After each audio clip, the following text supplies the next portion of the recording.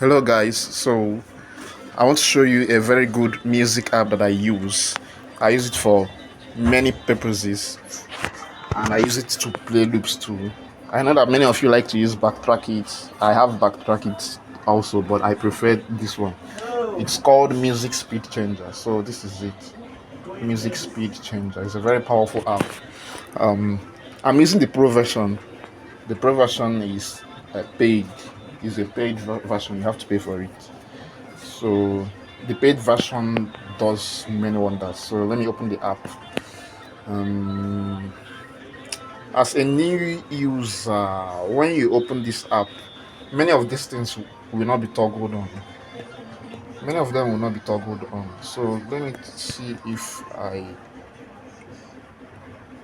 will. So this is how your home may look like if you open the app newly. I think it may have maybe more than this, but this is how it may look like.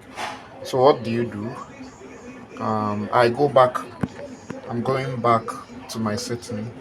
Click here, top left corner, go to settings. Settings. So come look here, custom components. So I click here. Okay. Then I say not using. I'm going to toggle this on. Toggle it on. So when you toggle it on, you see there are boxes ticked and not ticked. Most likely, many of them will not be ticked. This is because for me, I'm already using the app. So pitch and tempo, I like to toggle it on. Artwork is not necessary. Musical key. Okay, musical key. This app can show you the key of any song while the song is playing. So it can show you also the BPM, that's the tempo or the original tempo of the song. If it's 120, 130 to show you. Track isolation. This is track isolation. If you want to split the parts of the song, like the bass parts, the piano parts, guitar, the vocals, you can split them like one by one. If you want to hear only the vocals and even adjust the volume, you can. If you want to hear only the piano, if you want to hear only piano and bass or drum only, or it does that. So loop, yes, if you want to loop any song or loop, it may be a loop that you have. You like maybe you have a 1 minute loop. 1 minute will not be long enough for your 20 minutes praise, so you can loop it. So I have to toggle this on. Markers, sometimes I don't use this. It's not important. Balance, for me, I don't use it. Equalizer, I use this. I like to use it so that if there is too much bass, I can drop down the bass. Sometimes you're playing a loop and there is too much kick on it, I can use it to drop down the kick. So vocal reducer, I don't need them. I don't really use them. You can just try to explore the app. So let me go back. I've toggled all these things on. See how it's going to be. Okay. Let's still look for some settings here. Pitch and tempo. Look at my settings here. Now let's come down on track change. I like to use this. Keep adjustments from last track. Whatsoever settings that you used, if you change to any other track, like any other song, those settings will be retained. Reset adjustments would like reset everything to normal when you move on to the next track. Then save and restore adjustments per track. you know so it means each track, if you play a track and you return next time, you will see that track that same way. So that's why how I left my own to be. Let's go back. I've gone back. I scroll down. What am I looking for? So look at this setting, play audio over other apps. So this means that no other external app interrupts me in case I may be playing, you know and then maybe your alarm wants to ring, or you are doing something on WhatsApp or something, and audio is playing. It doesn't interrupt this one, it keeps playing. It's necessary in case you are playing a live loop. And then for me, what I like to do, in fact, to be on the safest side, I just go on flight mode. Since I know I'm using my phone to play loop live. So keep screen on, you know. If like as a drummer, I don't want my screen to get off, and then maybe I will try it. I will now start trying to unlock my phone. So I just keep this setting on so that my screen doesn't go off. As long as I'm in the app, my screen doesn't go off unless I go outside the app. So that's about that. So let me see if there are more settings that I use. Yes, this is another important setting that I use: loop and marker points. So if this is toggled on, it's easy for me to loop a song, especially if it's a loop, drum loop. Let's say you have a drum loop, but the drum loop is only 2 minutes, and meanwhile your praise session is going to be for 20 minutes. So you can easily loop it, and it keeps replaying without any break. It's just like backtrack it, just like that. But I still prefer this one anyway for looping. So with this toggled on, it will enable you to loop properly without you having to make much manual adjustments. So that's about that. So let's go back and see all those things that we toggled on. So this is every praise now. So see everything. Good morning, Northwich. Okay. Psalm 150 says, "Let everything that has breath praise the Lord." That's what we came here to do. So if you know this song, jump in. I asked my friend Jonathan here to help me out. So I intentionally dropped down the equalizer so that the volumes will let me to be audible. So let's go to the top. Now look at pitch. This is like you can change the pitch of the song from here. The key minus.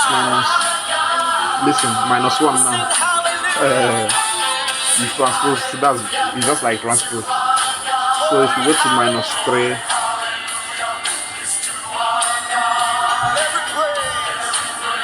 You see? So you can change the pitch of the song from here. So to return everything to default for all the settings, just click on any icon like this. So this is the icon for pitch. I've returned it to default. Then this is key. I told you that this app can show you the key of the song that is playing. I'm sure that if you check your piano, you see that this song is on E flat. So that's it. And sometimes if there is a transition, it will show you maybe from E flat. If they went to A from here, maybe to show you here. So this is the tempo. This is the tempo of the song. You can adjust it. Now, if you are a drummer or if you want to use this, I prefer to use this plus, because I know that you want to increase your tempo or reduce your tempo smoothly. Because if you try to use this live, it moves too fast. I gave my drummer my phone to control the loop, and he didn't know about this. He made a mistake and used this live, and it took him too far from 100 to around 130, and it spoiled the loop live. So that's why I like to use plus. You see +1. Just note that while I'm doing this, the BPM is changing. The tempo of this song, that's the BPM is 103. So look, you see, it has gone to 105 now, 106, you see, 108. So that's what is happening there. 103. So everything you want to return to default, just click here. So this is loop point. So okay, let me use a loop for this. Let me find a loop. Let's find a loop right now.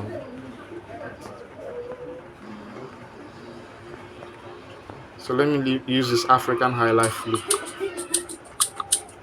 So what if this loop? Okay, this loop is long, but I know I have some loops that are really short. I have even a 2-minute loop here. So assuming that this is a short loop and I want to loop it, what do I do?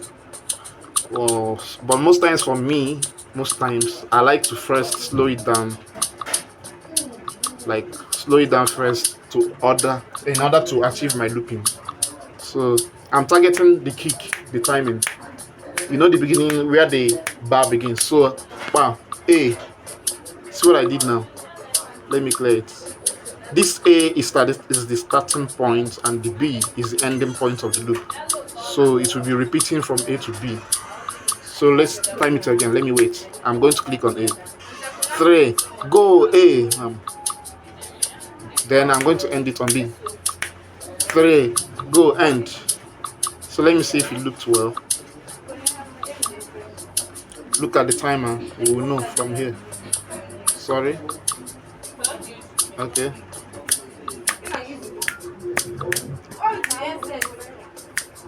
So it looked properly. You can see it's returning from 49, from 48 to 52 seconds.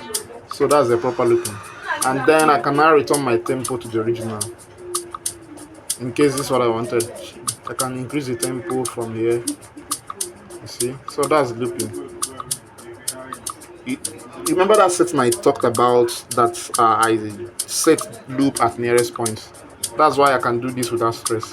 Else, sometimes it can be difficult to achieve it without that setting off. Then, at such case, that's where I use this edit. And this place is another lesson on its own. It's another lesson on its own. So that's about that. So this is equalizer. This is equalizer, this area. So I've returned everything to each setting. So this first slide control the bass. You know, if there is much low on the loop, maybe kick or bass. You know, if I drop them down, it almost kills. In fact, it will kill them. The kick, and you know. So that's what I do.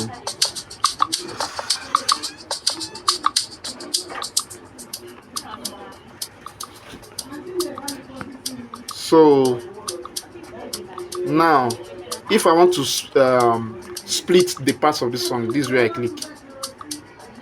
Look at, and it's asking me what do I want to do, vocals and others. Vocals, drums, bass, order. Then the last one was vocals, drum, bass, piano, and others. Others could be like the guitar and the rest. You know, so if I click on it, added one track to the track splitter, so it's working on the background. Although it can take some time, some minutes, but it works fine. Look at it loading here. Look at it loading here. Track isolation. So look at it. So that's all about this. For now, that's all about this music speed changer. There are still maybe one or two things maybe we could touch, but I think these are the major. I've done 90% of what can be done with this app. So the app, some of these features, you can only get them in the pro version. Many of these features will not work if you don't use the pro version, and the pro version is paid. It's paid. You can search for it on Play Store. It's available on Play Store, but you have to pay for the pro version.